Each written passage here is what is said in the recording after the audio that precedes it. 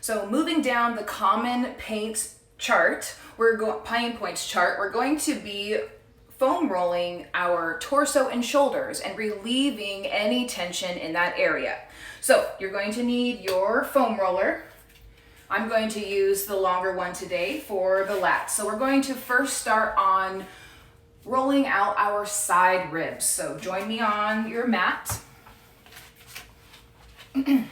We're going to start by lifting our arm up, and you're going to I'm going to start on my right side. So my left hand's going to come around and palpate that mid rib section. And that's where you're going to land on the foam roller. Then you're going to extend that arm out. Let me just come a little bit more of a diagonal here. So we're going to extend this arm out and relax that arm on the mat. See if I can scooch a little bit further. Here we go. There. Relax that arm. We're at mid-rib. And so what we're going to do is we're going to first concentrate on softening the body on the foam roller, allowing gravity to do the work here. And then what we're going to do is we're going to start rolling forward slightly, and then pausing, and then rolling back. And I like to use this top leg to guide me back, and you can use your left hand to support your head almost to the spine, so right before the spine, and then slowly come back. Now, ladies, everybody, if you want to cup the area near the breast tissue if it's sensitive, rolling forward, you can always use your hand to do that. And rolling back, use that top leg to support. So nice and slow. Also, going slow on with the foam roller is also alerting the brain that it's safe. Even though it might feel uncomfortable a little bit, it's safe. You're in control. Nice steady breathing rhythm. So we do this 3 to 5 times on both sides. So depending on the level of discomfort in the torso will determine how many times you do this on each side. So I think that was about 4 for me, so I'm just going to do one more rotation here.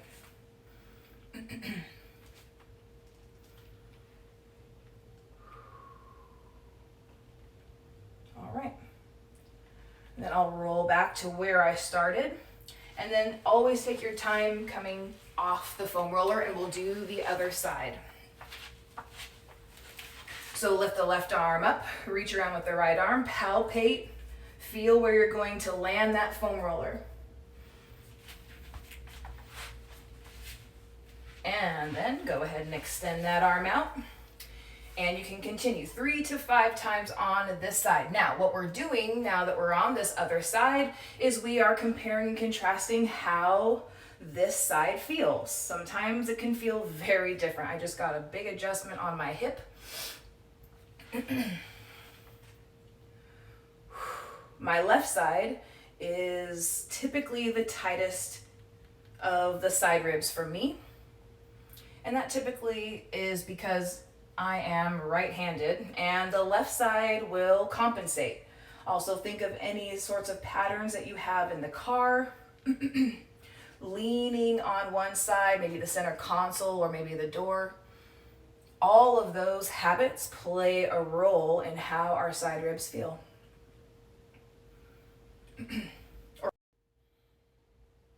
All right, so a couple more rounds on this side. I think that's 4 for me, so one more. And if you feel a really sensitive spot, go ahead and pause there and just breathe into that area. I have a couple on my left side here.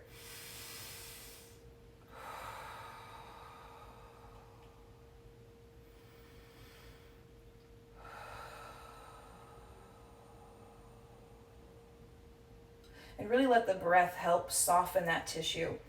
And we'll come back to the center where we started, and then take your time using both hands to guide your torso up. Perfect. So we did both of the side ribs. So now we're going to do vertical and horizontal spine. So we'll first start with our vertical spine. So you're going to lie the foam roller long ways. So your butt, it should be off the foam roller, and your head should be fully supported so your neck can relax with this one.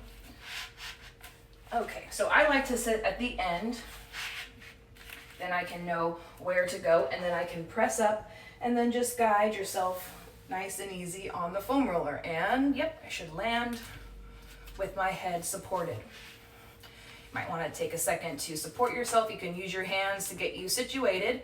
And then what you're going to do is you're going to walk your feet out a little bit wider than hip width. And then tee the arms out to either side. I have a little less space, so I'm going to bend my elbows. And then what we're going to do, and you should kind of feel like your shoulder blades are kind of molding to the foam roller, in a sense.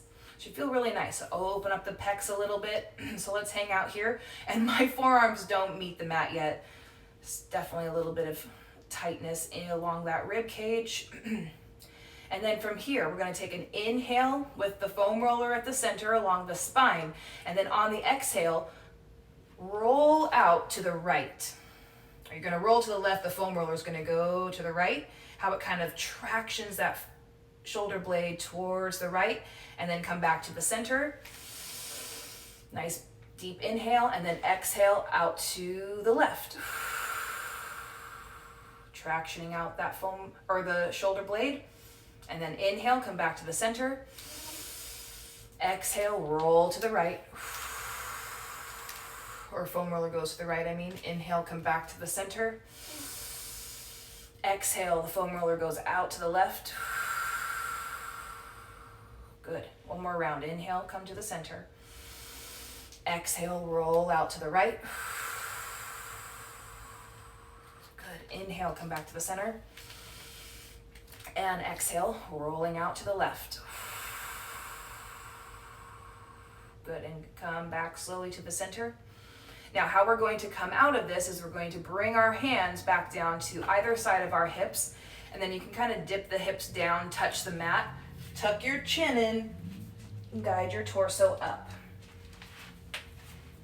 Perfect. That should feel like everything's a little bit more open in that chest area. All right, so next what we're going to do is we're going to do horizontal spine. So I'm just going to stand really quick because I want you to see where it's going to land.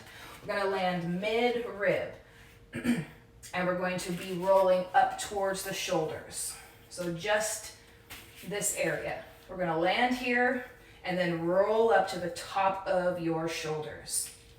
So it's going to be kind of in a bridge pose. So place the roller horizontally and then guide yourself to mid-rib. From here, you're going to open up your feet a little bit wider than your hips, and then whoopsies, lift the hips off the floor. Now from here, if you would like, and everybody who has locks below their shoulders, please put it in a ponytail or a bun, because sometimes it catches. You can place your hands, interlace them behind your neck to support your head, or if you're comfortable with it, you can tee the arms out to either side. So you can kind of do almost air angels instead of snow angels. So you can bring the arms down and then bring them up when the roller comes up to your shoulders, and then bring the hands down when you go to the midrib where we started. Inhale, bring your arms up. Exhale, guide the hands down. Inhale, guide the arms up. Exhale, guide the arms down. Go slow. I'm only going to do that a couple of times before I need to support my neck.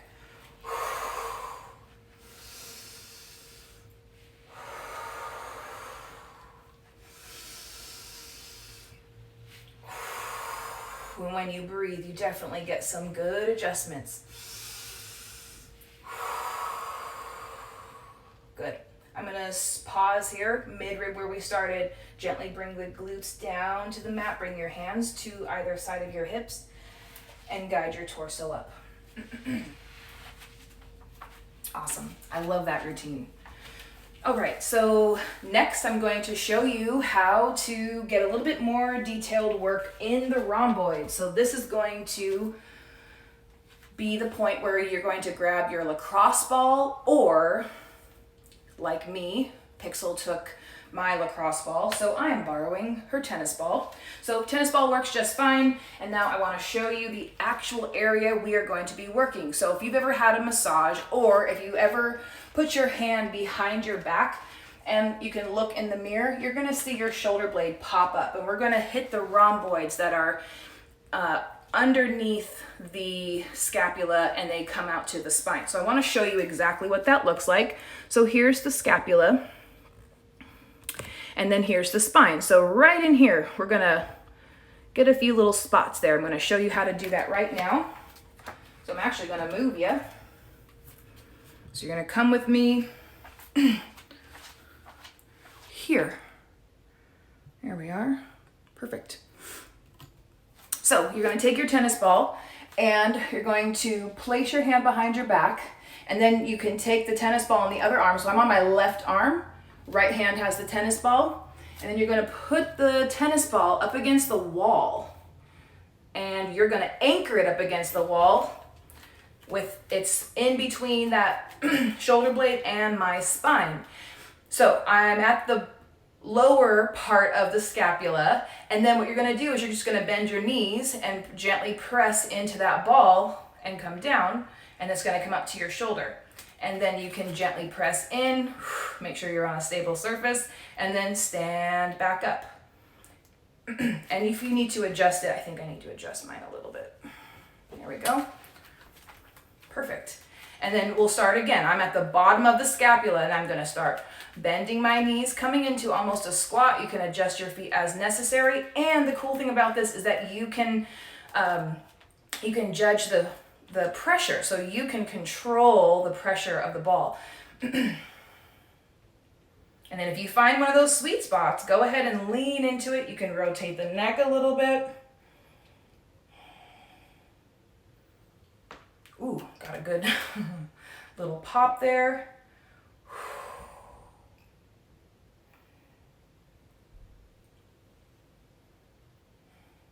Perfect. And then roll it back up. And you can do that for a good 3 minutes, I'd say, if you want, or as needed. Now we always must make it even, so let's do the other side. The ball's gonna be in my left hand, right hand goes behind your back, and if it needs to be at the glutes or a little bit lower, that's totally fine. You just want it popped a little bit so it gives a little bit of a divot for the ball to fit in there properly. All right, so it's below, at the very bottom of that scapula, and then I'm going to traction it up. So I'm going to bend my knees and roll the ball along the scapula, pressing into those rhomboids.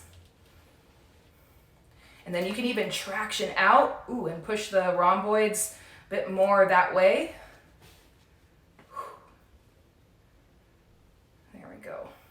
And when you find those sweet spots, gently, very gently, rotate the neck.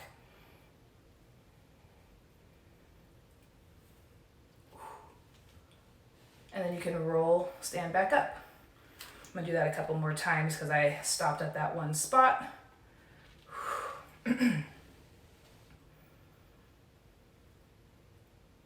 And you can certainly roll a little bit out towards the spine, but always be mindful of those bony landmarks. You want to always avoid those. Okay. All right, so you can keep doing that about 3 minutes if that works for you. Don't want to overdo it, so always be mindful of how that tissue is feeling whenever you are foam rolling or whenever you're using the ball or the lacrosse ball. Alrighty, let me know how you liked this. If you would like a copy of my Anatomy Nerd foam rolling charts, you can go to my website, vanessareagans.com, simple download. It's the little bar at the top, and then you will have access to these, and I'm actively making these small demos so that you can follow along on all 3 of those charts. Thank you so much for watching this live.